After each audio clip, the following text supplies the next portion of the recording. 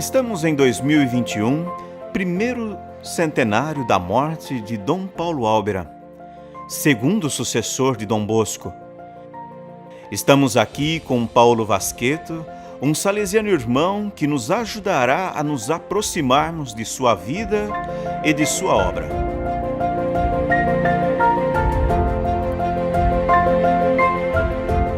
Sabemos que Dom Álbera foi um dos jovens de Dom Bosco e amigo de Miguel Magone.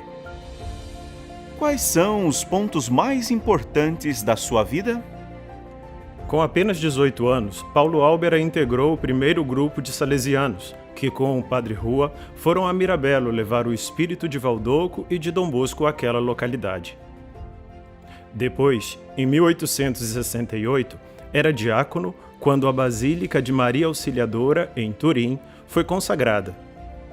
E poucos meses depois, foi ordenado sacerdote em Casale, onde recebeu, de Dom Bosco, felicitações especiais.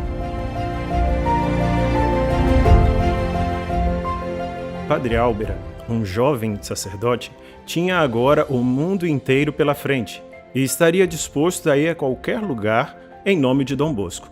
Por isso, foi enviado nos primeiros anos como reitor a Gênova e depois enviado como inspetor à França. A França daquele tempo era uma nação bastante hostil com relação aos religiosos, mas tornou-se uma terra prometida quando Dom Bosco obteve êxito em suas viagens anuais com o objetivo de arrecadar caridade. Padre Álbera sempre esteve perto dele quando Dom Bosco já não podia visitar a França.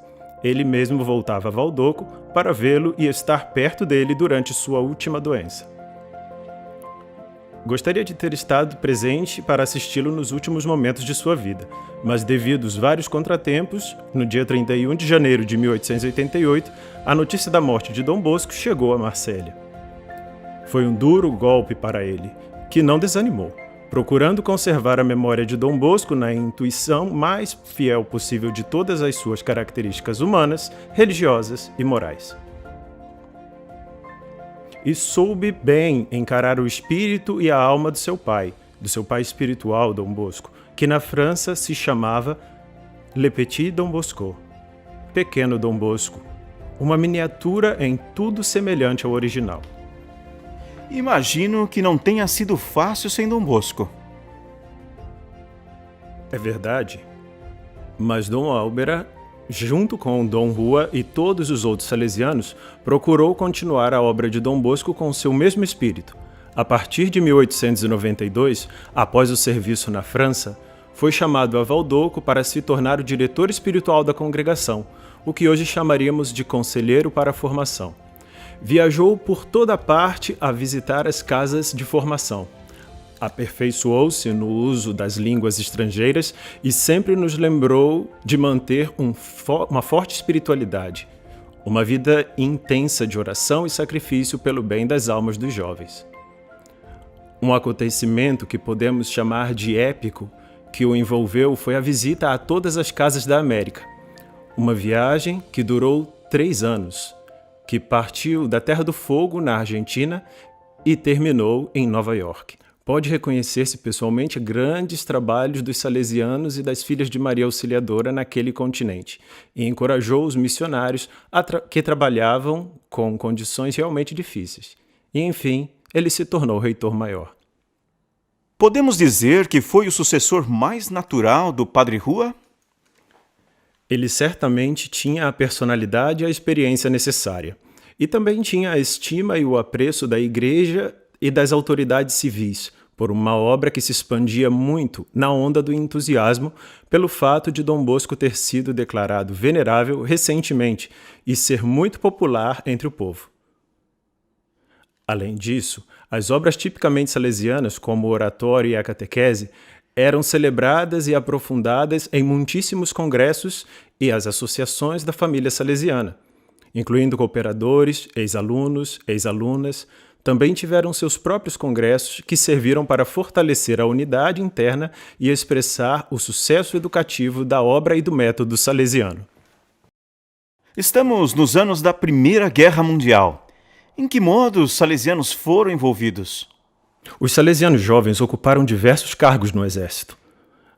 Alguns eram capelães militares, outros carregadores de maca, enquanto outros carregavam rifles.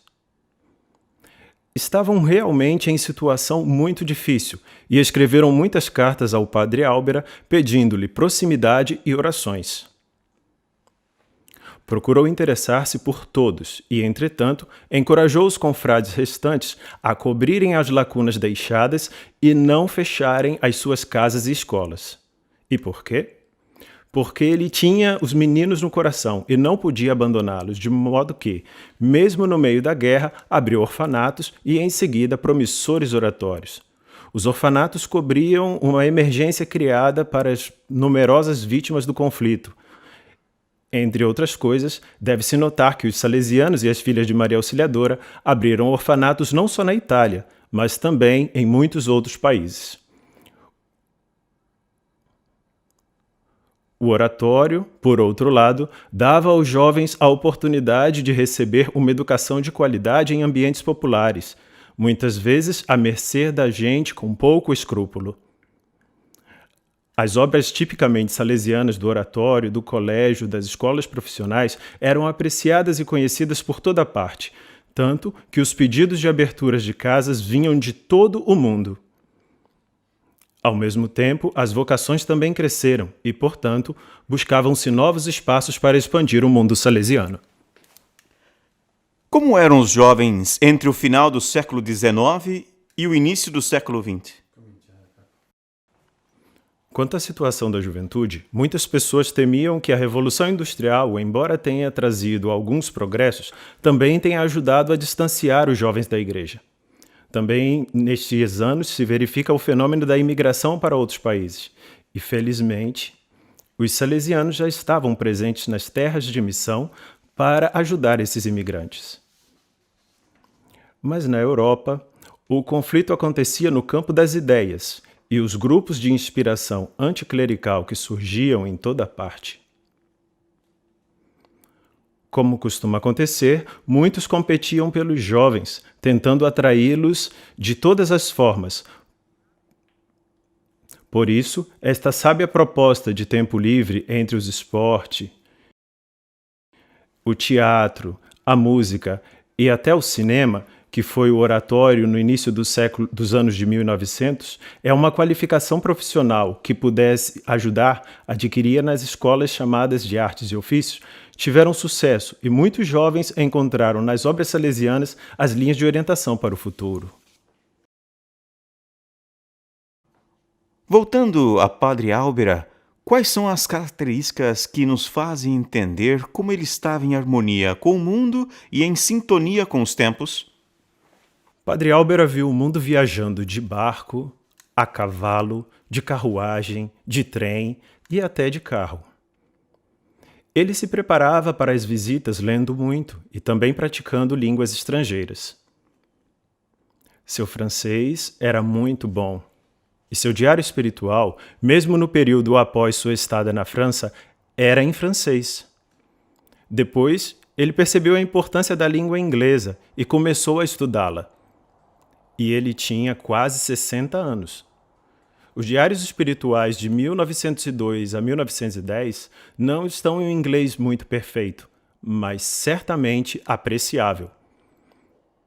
Quanto a estar em sintonia com os tempos, creio que Padre Álbera procurou dar ao oratório uma dimensão muito moderna. De fato, para além da oferta religiosa e lúdica, preparavam-se percursos adequados para os jovens trabalhadores, como os ciclos de formação social e a consequente abertura do oratório mesmo em dias de semana. Existiam gabinetes de colocação profissional e também de sensibilização para precauções e economia. Essa nova forma de alternar atividades formativas e recreativas fez com que o oratório se tornasse um lugar privilegiado de educação integral. A mensagem de Paulo Álbera ainda é relevante? Padre Álbera ficava dividido, um pouco entre, como todos nós, entre vontade de fazer mais e melhor e as dificuldades de comunicação e de relacionamento com os outros. Lemos suas angústias em seu diário interior e ainda nas cartas que escrevia, por exemplo, durante a viagem à América. Em alguns países, encontrou situações muito difíceis, mas apesar de tudo, apreciava o trabalho dos irmãos que podiam ser um pouco imprudentes, mas tinham um grande coração apostólico. Mais do que censurar, gostava de encorajar e, mais do que teoria, gostava de dar um exemplo concreto. Obrigado, Paulo, pelo caminho feito com Dom Álvera. Nesse momento, gostaríamos de convidar todos a Valdoco para visitar uma exposição sobre Dom Álvera intitulada Padre Álvera, O Mundo nos Olhos, que será inaugurada no dia 15 de janeiro e depois de algumas semanas estará disponível online. Haverá fotos esplêndidas das viagens de Dom Álvera e documentos pessoais que nos ajudarão a compreender melhor sua pessoa e sua grande sensibilidade. Absolutamente imperdível.